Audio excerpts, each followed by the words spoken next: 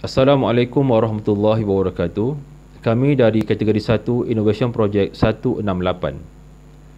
Tajuk inovasi kami adalah potensi penggunaan aplikasi mudah alih mobile apps IMSTKI dalam pelaksanaan kursus Sains Teknologi dan Kejuruteraan dalam Islam di Politeknik Malaysia. Saya Nur Karim bin Nordin dari Politeknik Melaka bersama dengan sahabat saya Muhammad Firdaus Muhammad Junoh daripada Politeknik Tun Said Nasir Paguh Johor. Peranan calon dalam penyediaan inovasi, Saudara Muhammad Firdaus berperanan sebagai pengatur cara utama aplikasi Android menggunakan MIT App Inventor dan teknologi Web 2.0. Calon terlibat dalam melakukan uji lari dan seterusnya memuat naik ke aplikasi Google Play untuk dipindah turun ke dalam telefon pintar. Selain itu, beliau juga melaksanakan uji lari ke atas pelajar Politeknik Tun Said Nasir. Manakala saya berperanan untuk mendapatkan topik berkaitan daripada kurikulum Politeknik bagi menghasilkan inovasi, menulis laporan ringkas latar belakang aplikasi, rasional penyediaan dan impak penggunaan aplikasi ini di dalam PNP, melaksanakan uji lari ke atas pelajar Politeknik Melaka dan menyediakan soalan selidik ujian pra dan pasca pelaksanaan aplikasi IMSTKI. Abstrak. Pemilihan alat bantu mengajar berteknologi tinggi merupakan perkara yang sangat realistik agar aplikasinya benar-benar mampu untuk menyumbang kepada keberkesanan dalam proses PDP.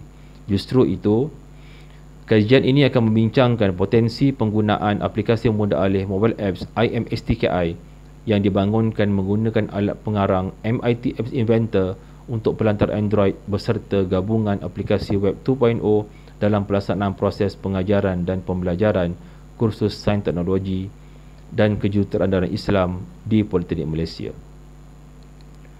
Tujuan inovasi ini dicipta adalah untuk memberi nilai tambah yang efektif terhadap proses pengajaran dan pembelajaran dengan melalui penggunaan peralatan pintar, gabungan daripada teknologi pembelajaran Web 2.0 dengan MIT App Inventor, menekankan keupayaan untuk memudahkan proses pembelajaran tanpa terikat kepada lokasi fizikal. Latar belakang inovasi pula, kursus Sains Teknologi dan Kejuruteraan dalam Islam adalah kursus wajib yang mesti diambil oleh para pelajar aliran teknikal. Silibus pula merupakan silibus yang berbentuk teori dan ia menjadikan ia kurang diminati oleh sesetengah pelajar dan bahan bacaan pula sukar untuk diperolehi. Oleh itu, ia merupakan peluang untuk kami mengubah kaedah pembelajaran yang lebih luas dan menyokong pembelajaran sepanjang hayat. Rasional penyediaan pula adalah tumpuan kepada teknik pengajaran kursus Sains Teknologi ini dengan menggunakan aplikasi Android sebagai bahan bantu mengajar, meningkatkan keberkesanan proses pengajaran dan pembelajaran serta meningkatkan lagi tahap motivasi dan minat pelajar, memudahkan proses mengingat dan kefahaman.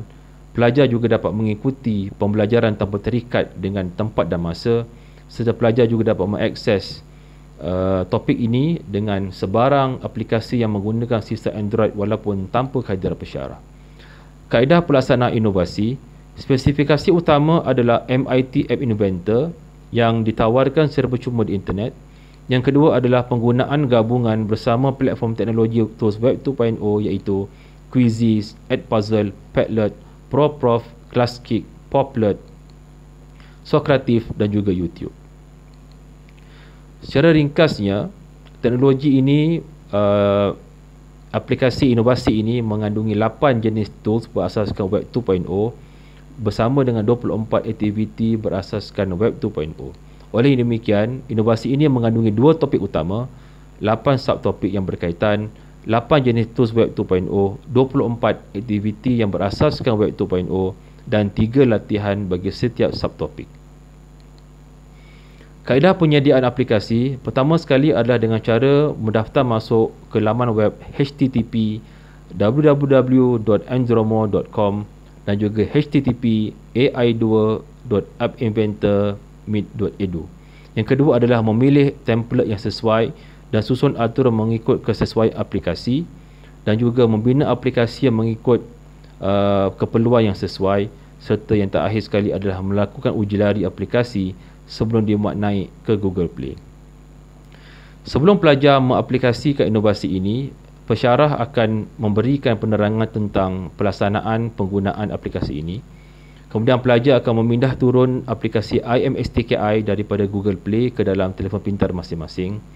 Pelajar juga diberikan kebebasan untuk menggunakan aplikasi IMSTKI dengan pemantauan pensyarah, dan pelajar juga akan diberikan masa selama 30 minit untuk membaca nota tersebut, melawat pautan laman web yang disertakan, dan juga beberapa menu lain yang terdapat dalam aplikasi tersebut. Terima kasih kepada Ustaz Khairan atas pengenalan kepada perisian IMSTKI yang kami buat ini, dan seterusnya kita akan tengok macam mana proses pengaplikasian perisian IMSTKI ini dalam proses pengajaran dan pembelajaran. Jadi di sini kami sediakan sedikit video lah berkaitan dengan macam mana nak menggunakan perisian yang kami sediakan. Okey, dengan harapan kita dapat memahami sedikitlah berkenaan dengan aplikasi kami. Baik, seterusnya kita akan tengok macam mana untuk mengaplikasikan perisian IMSTKI ini ketika proses PDP. Okey, kita akan cari ikon IMSTKI. Baik, saya klik dekat sini. Ini adalah paparan pertama untuk masuk ke perisian ni lah. Okey, saya klik kat sini. Baik, di sini adalah paparan berkenaan dengan tajuk ataupun topik utama yang kami sediakan. Baik, kalau kita tengok dekat sini, tajuk utama yang pertamanya adalah konsep sains, teknologi dan kejuruteraan dalam Islam, dan tajuk yang keduanya adalah wahyu sebagai sumber sains, teknologi dan kejuruteraan. Okey, paparan berikutnya adalah berkenaan dengan hasil pembelajaran dan juga objektif pembelajaran. Okey, untuk setiap topik utama kami akan letakkan hasil pembelajaran yang ditetapkan dan juga objektif pembelajaran yang ditetapkan. Baik, kita pergi kepada paparan yang berikutnya. Okey, untuk paparan ini kami sediakan setiap subtopik. Okey, kalau kita lihat dekat sini ada 4 subtopik utama. Okey, dalam topik konsep sains, teknologi dan kejuruteraan dalam Islam. Okey, kita akan klik topik yang pertama, definisi sains, teknologi, kejuruteraan dalam Islam. Okey, untuk paparan ni, dalam paparan setiap subtopik kami sediakan nota kepada pensyarah. Okey, dekat sini nota dah lengkap dan dah ada, dan pensyarah atau pelajar boleh download dan gunalah. Okey, kemudian untuk butang yang berikutnya adalah refleksi. Okey, butang refleksi ni kami sediakan video yang ada berkaitan dengan topik yang dibincangkan.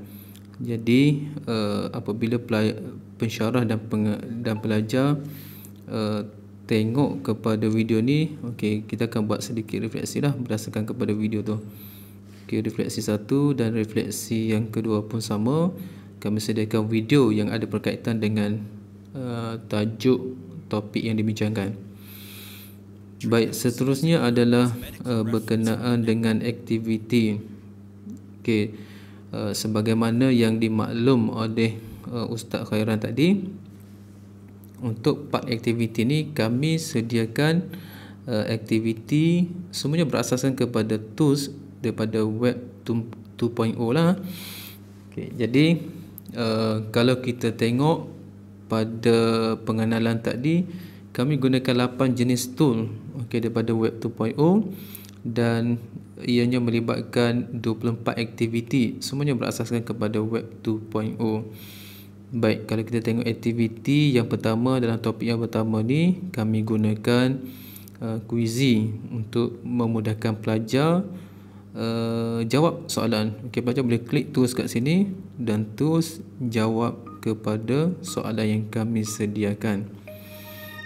Okey, sebagaimana yang saya maklum, semua aktiviti yang kami sediakan ni kami dah lengkapkan semua.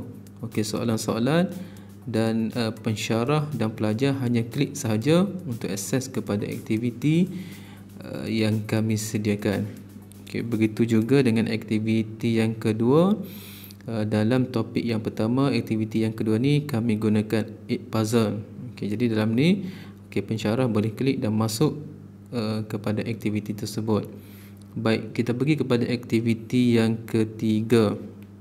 Okey, pun sama, saya menggunakan tools web 2.0 ni adalah Padlet lah. Okey, jadi daripada sini kami dah sediakan soalan. Okey, pelajar boleh jawab terus kepada soalan yang disediakan. Okey, kita balik kepada topik yang kedua. Baik, untuk setiap subtopik yang disediakan sini, contohnya kat sini topik kedua, okey, topik ketiga dan topik keempat. Okey, fungsinya adalah sama. Kalau kita tengok dekat sini paparannya. Okey, jadi itu sahaja pengenalan kepada sedikit demo berkenaan dengan aplikasi kami.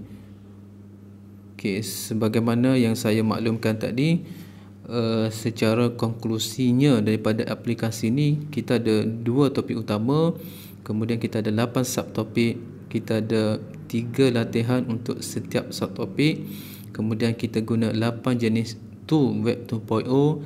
Jadi jumlah keseluruhan aktiviti yang berasaskan web 2.0 ni adalah 24 aktiviti. Okay, jadi di sinilah kami cuba menekankan penggunaan lebih kepada interaktif antara pensyarah ataupun pengajar dan juga pelajar dalam proses PDP. Okay, sekian daripada saya. Assalamualaikum.